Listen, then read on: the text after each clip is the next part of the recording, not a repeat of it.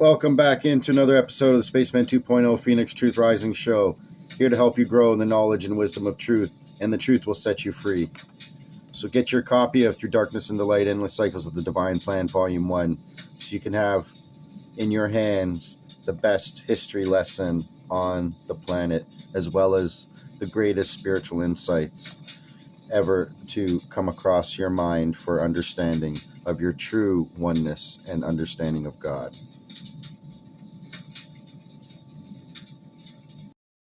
So, for continuation of the greatest history lesson and secrets of truth that are hidden from us, we'll go into the presidential election of 1796.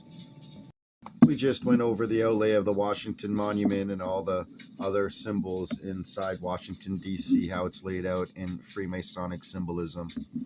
And as you can see, the lost word, as it's given to you right there, of their Freemasonic Gnostic religion, Freemasonic religion of ritual and sacrifice. But you got Jiao, Bo, and On as the three words, Jiao, Bo, On. So there's the three, or Trinity, made fun of so that it can be turned upside down, because that's what they do to everything that's truthful. They just turn it upside down. So continuing on with presidential election, 1796. In 1796, John Adams, who had been instrumental in organizing Masonic lodges in New England, decided to oppose Thomas Jefferson in his bid for the presidency. He made a major issue of the fact that Jefferson, who had been minister to France 1785 to 1789, and was frankly sympathetic to the Luminists' fomented reign of terror, was using Masonic lodges for subversive purposes.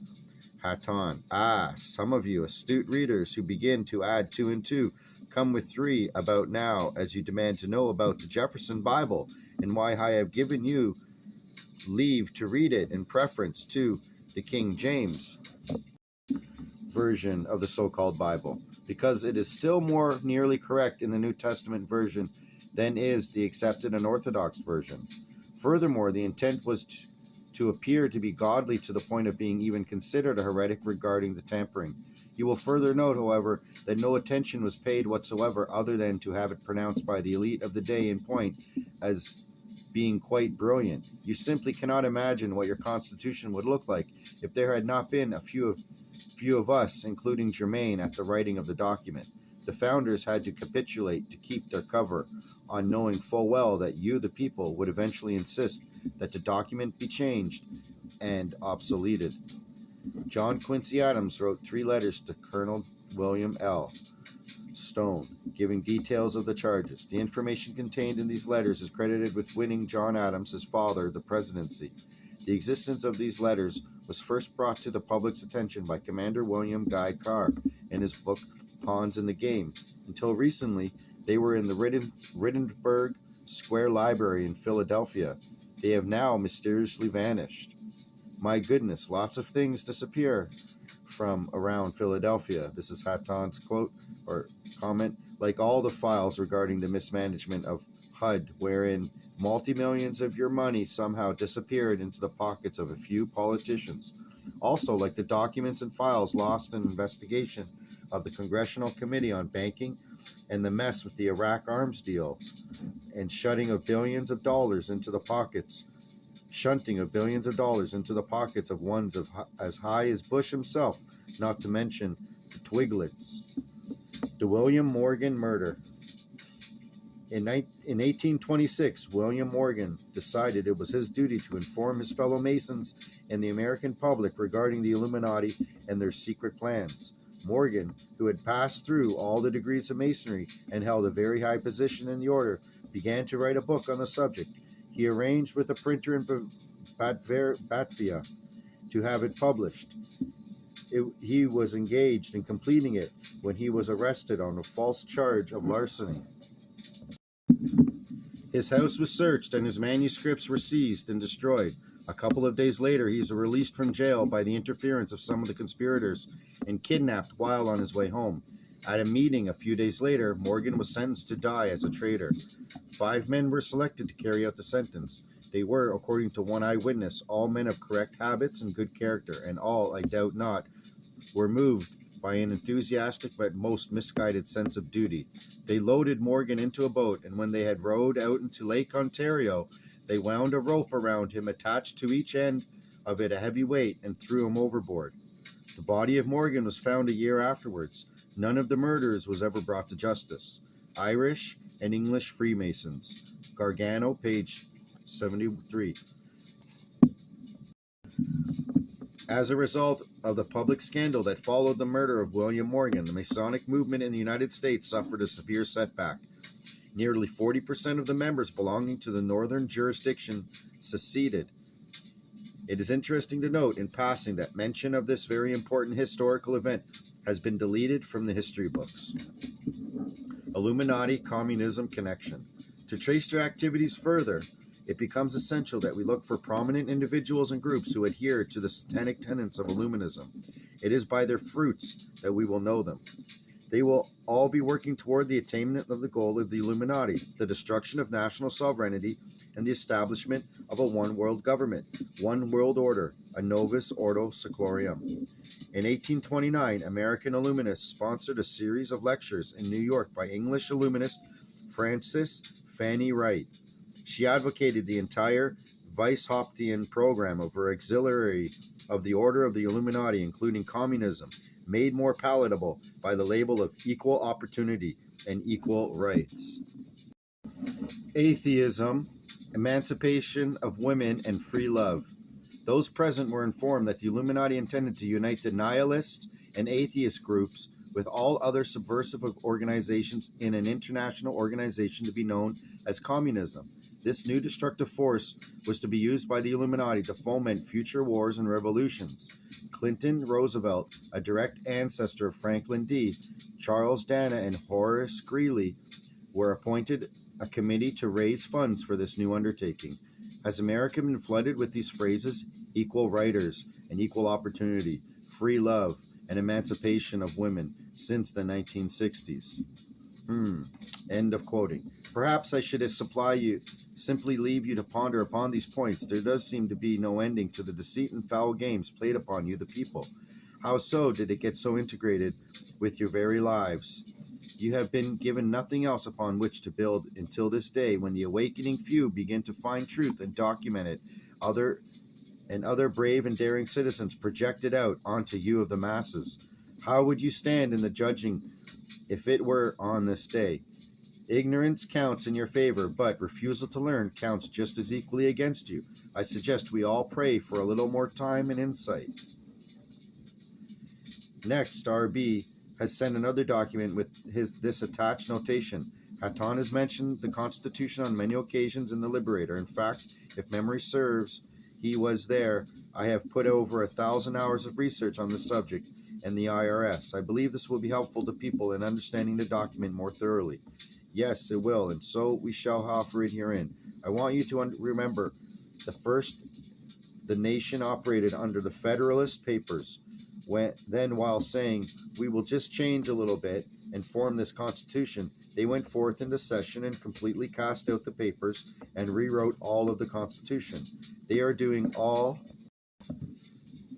they can to do it to you again. However, in the process of change, many things were improved greatly, which now gives you patriots some things with which to defend yourselves, such as little u in united versus capital U in united. This deserves a lot of study and perception, for the input is subtle indeed. We'll go into that another day, as the Constitution of the United States of America and the Constitution of the United States of America, depending how it's spelled, all capitals, just like your driver's license, all capitals, means a corporation, and therefore it's changed from law to legalism, and we'll get into that another day. So that's what that's referring to, as well as the Federalist Papers came before the Constitution was written. When are we going to learn about this? When are you going to learn about that true history? Only here in the Phoenix Journals. Regarding the Federalist Papers, we now go to the Federalist Papers, which explain what the words expressed in the Constitution meant by the very people who helped write them. They are explaining intent. Both the Federalist Papers and the Constitution are in plain English and contain no legal jargon, so they cannot be misunderstood. You must read Federalist Paper 39, wherein it states, first, in order to ascertain the real character of the government, it may be considered in relation to the foundation, preamble, on which it is to be established. Now comes the hard part, trying to make you understand and undo what you have been taught, since most of you have never read the Federalist or Anti-Federalist papers. HATONN. I doubt any school children except one specifically taught elsewhere than the public school system have had more than even a passing mention of same, if at all. Or for that matter, the constitutions of your state and the United States. In Federalist Papers 1 through 7, the term United States is never mentioned except for the first sentence in Federalist Paper number 1. The framers spoke only of America, which was the 13 colonies, states, as there was no United States yet. These framers were the people of the colonies. They were telling the people of America that they were going to form a more perfect union, not a new union, by creating first the United States, which was not one of the colonies, but a separate entity in itself. They were calling themselves we the people, governing body of the United States, not the American people of the Confederate States, because they were the originators of the not yet formed United States, but they were each one of the people of the colonies. We the people meant the founding fathers only, who were the origin of or creators of the specific noun, place, fiction, because it had no specific place at the time. They were not talking about the nation comprising the 13 Confederate States, united, called America, as in the Declaration of Independence. If they were, they would have used the small u, or the word these. So they created the entity called the United States and also a constitution, agreement, contract for, not of, the United States, belonging to, of America. This agreement was to protect the people of America from the administrators of the government they were forming. Without your consent, which is a critical term, the administrators have no control over you, except those terms spelled out in the Constitution. They are only treason in time of war, to provide punishment for counterfeiting the coin, money, not printed Federal Reserve notes, to punish piracies and felonies committed on the high seas. That's it, unless you can find any other powers that were granted them in Article 1, subsection 8, Clause 1 through 18. Patrick Henry's speech before the convention on June 4, 1788, was premised that the sovereign people did not consent to the framers to represent them, for he said, I have the highest veneration of those gentlemen, but, sir, give me leave to demand. What right had they to say, we the people? My political curiosity, exclusive of my anxious solicitude for the public welfare, leads me to ask who authorized them to speak the language of we the people instead of we the states. States are the characteristics and the soul of the Confederation. If the states be not the agents of this compact, it must be one great consolidated national government of the people of all the states. But there are other gentlemen here who can give us this information. The people gave them no power to use their name. That they exceeded their power is perfectly clear. Read the Anti-Federalist papers, and when you do, you will have to agree that the history books will have to be rewritten on this point. HATONN. Do you actually believe this would ever happen? I note that if and when another convention is called aloud, you will come out with districts called new states and have a new state's constitution, which is already utilized by the federal government. So you have already been had, just awaiting the blood to all drain out. Yep, it's already made. The 10 states, and there's 10 regions around the world already made up, with 1/11th king to be the Antichrist, but I'll get into that another day. To prove this, the last 8 words of the preamble explains it, wherein they stated that they were going to establish a constitution for the entity called the United States belonging to America. The Constitution was drafted in secrecy, and the people had no idea what was being done, and this is a fact in history. When the drawing up the Constitution was completed, people waited outside the convention and asked, when the Founding Fathers came out, what have you accomplished? Franklin stated, a republic, if you can keep it. Does this sound like the people knew what they were doing so that they could state we the people, which meant all the people? Wasn't Patrick Henry right? Another point of grammar shows this to be true, and that is the word people was capitalized. It was not a general term, people, common noun, but a term referring to a specific class of people, so they capitalized people, thereby making it a proper noun to show the term meant the signers and not the people in general. If you have a hard time grasping what I'm saying, then look up the word of in the dictionary. Does it not say belonging to? It also means origin. Remember, America, the states of the Union, cannot and does not belong to the United States, which was formed by the framers, people of America, who were calling themselves at that time, we the people of the United States, for they equated themselves as the origin of the United States. Look up the definition of United States in Beauvair's 1870 dictionary. In this instance, the word of means origin. They did not say, we the people of the United States of America, did they? They did create a constitution or contract for the United States, which belongs to of America. America is the union of states united by and under the Constitution. As the Hooven Court stated, that ratified the contract, in which it was understood the states gave up only limited rights which were enumerated, spelled out in the main body of the Constitution. The Union was not created by the Constitution, only made more perfect. Ha ha, if this is more perfect. Let's go back to the original setup. Federalist Paper 15 proves my above statements. Quoting, the great and radical vice in the construction of the existing Confederation is in the principle of legislation for states or governments in their corporate or collected capacities, and as distinguished from the individuals of whom they exist.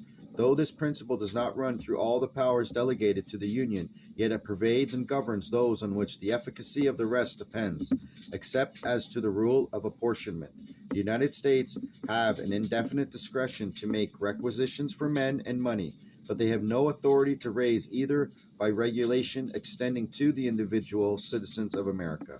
The emphasis in capitals are Hamilton's. End of quoting. Let us terminate for this day. Salute. So, with that being said, is that not some of the greatest history lesson you can ever understand? Most important information you can ever understand for you to be a common citizen with truth in your hand. So, we'll get into the next episode with a more spiritual look at some truth. The future is only the past again, entered through a different door. Living history, more on the Native American history, some about gray men, and more on the elite. So, with that being said, thank you for tuning in, and I'll be back with another